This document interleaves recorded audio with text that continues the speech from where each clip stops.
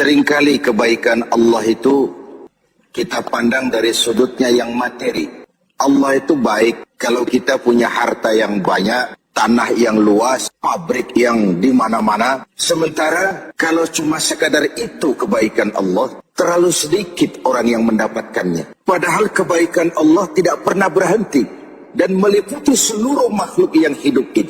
Karena itu pada kesempatan jumpa sore ini, saya ingin mengajak kita melihat kebaikan-kebaikan Allah dalam bentuk yang lain. Bahwa kita diberikan harta yang banyak, itu kebaikan Allah. Diberikan tanah yang luas, itu juga kebaikan Allah. Diberikan perusahaan, pabrik di mana-mana, itu juga kebaikan Allah. Tapi tidak terbatas kepada itu. Ada kebaikan-kebaikan yang non-materi, yang malah justru itulah esensi kebaikan itu.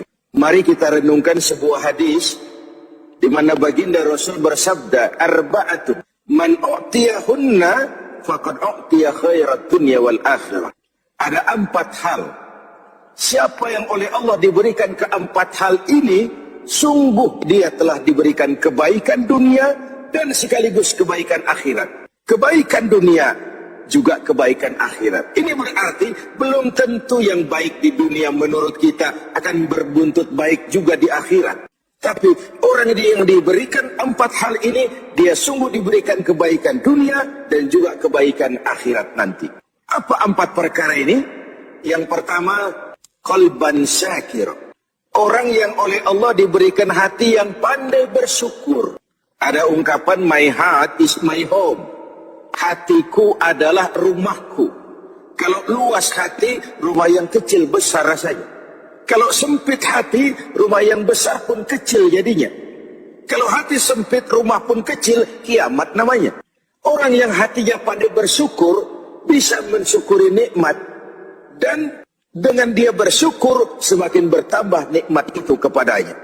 Banyak orang kaya harta, tapi miskin hati. Ini gejala zaman kita sekarang.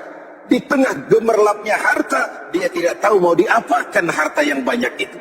Orang-orang sufi menjelaskan bahwa kaya itu ada 2 macam. Ada kaya majazi dan kaya hakiki. Yang disebut kaya majazi, kaya artifisial. Lahirnya dibaluti harta, tapi hatinya miskin. Hidupnya sudah serba ada, tapi dia masih merasa kurang. Rumahnya sudah titik air liur orang melihatnya, tapi dia masih merasa belum apa-apa. Mobilnya berdecak, orang kagum melihatnya, tapi dia rasakan itu pun masih belum. Maka dia selalu miskin.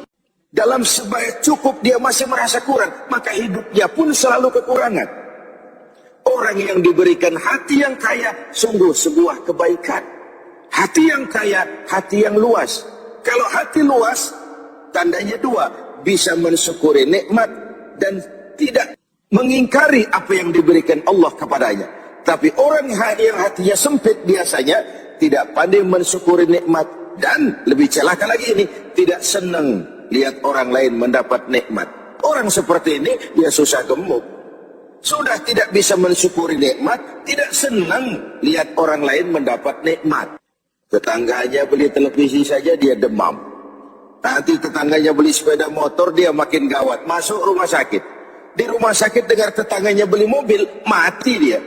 Disiksa oleh perasaan sendiri. Begitu orang yang miskin hatinya. Orang yang diberikan hati yang pandai bersyukur, sudah diberikan kebahagiaan dunia dan kebaikan akhirat. Ini yang pertama. Yang kedua, walisanan zakira. Orang yang diberikan lidah yang pandai berzikir, menyebut nama Allah dalam artian yang seluas-luasnya. Tasbih ya zikir, tahmid ya zikir, tahlil ya zikir. Tapi ada fenomena lain. Melihat apapun yang mengagumkan, dia kembali kepada Sang Maha Pencipta. Itu pun zikir.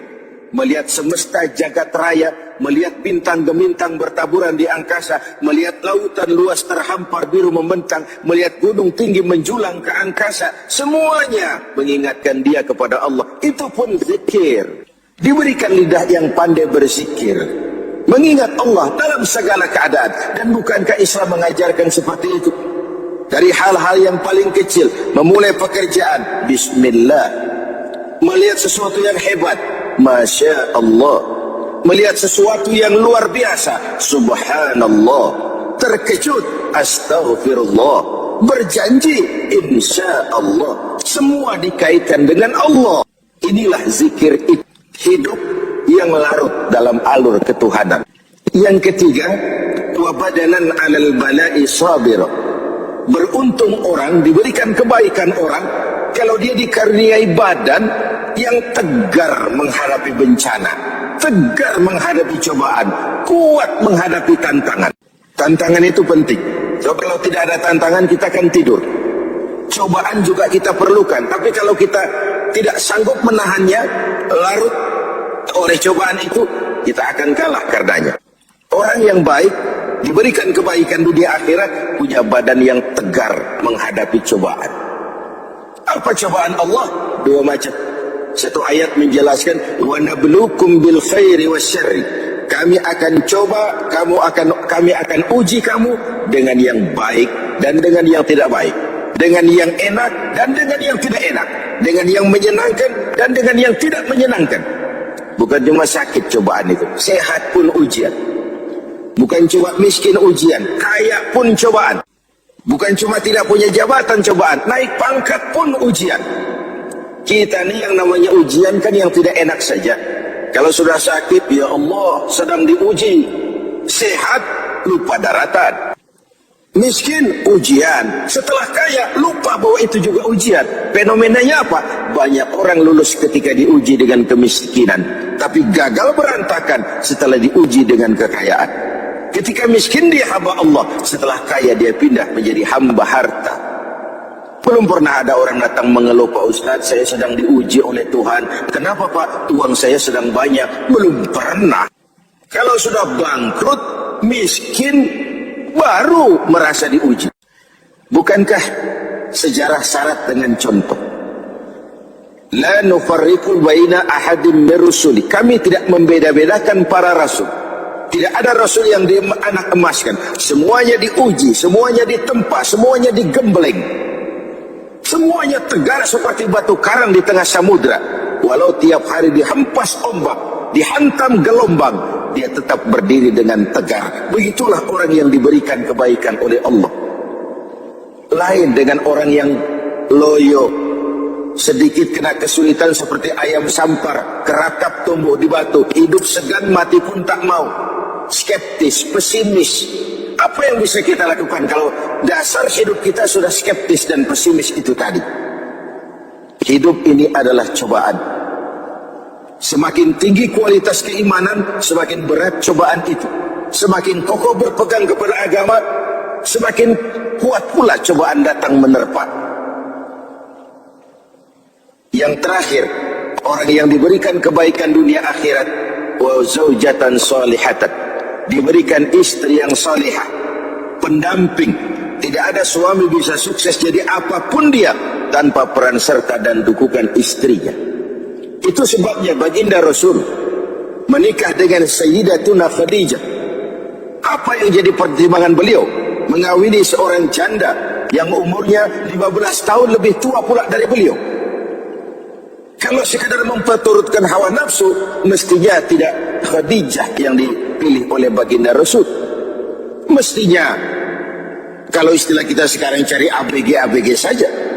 Tapi jelas baginda Rasul bukan cuma sekadar mencari istri, beliau mencari seorang pendamping. Apa bedanya ini? Tiap perempuan bisa jadi istri, memang, tapi tidak tiap istri bisa jadi pendamping.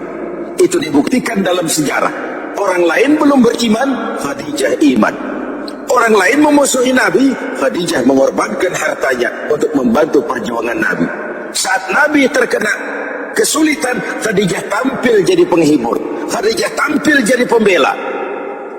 Ketika pertama kali berhadapan dengan malaikat Jibril menyampaikan wahyu, Rasulullah gemetar seperti orang demam.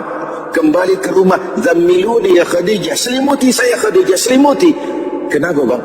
Barusan turun Jibril, dia katakan begini, saya khawatir Khadijah. Khadijah mengerti suaminya semua mengalami semacam frozen emotional attitude. Sebagai istri yang bijak, pendamping yang baik, beliau tampil, kalla ma yukhzika Allahu abada. Jangan khawatir bang, Allah tidak akan menyusahkan abang untuk selamanya. Tenanglah. Rumah tangga adalah awal kesuksesan kita di tempat lain. Karena itu, kalau diberikan istri yang solehah, itu sudah kebaikan dunia dan kebaikan akhirat. Seorang pejabat yang jujur, polos, lugu, sederhana, bisa jadi koruptor ulung kalau dikipas-kipasi oleh istrinya. Suami-suami